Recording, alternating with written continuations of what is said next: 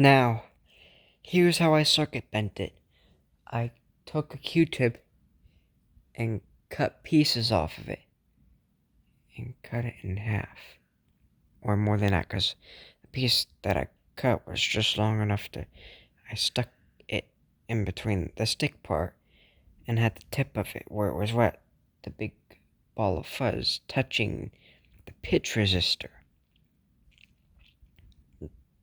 But the part of the pitch resistor that can lower the pitch when it gets wet, like by touching it with your finger, like most people do when they circuit bend things, or touching it with something wet a little bit. Well, that's what I did. It's hooked in between there, and then I put it in the freezer so that it would stay that pitch for a few hours. So I put it in the freezer for a few hours. And now I think it's time for me to put it back in the freezer. I'll play the song one more time before we go. Or maybe 3 more times before I go. Alright.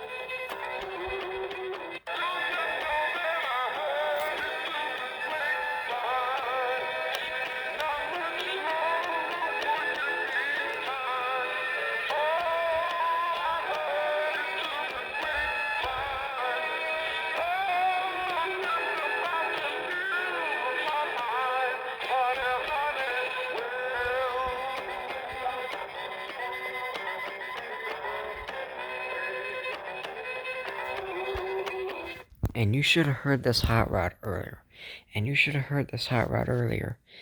It really started circuit bending a few minutes after it was out of the freezer. First it was like normal pitch, but then it wasn't working. Like it was like started low pitch, but then once I finally got it working,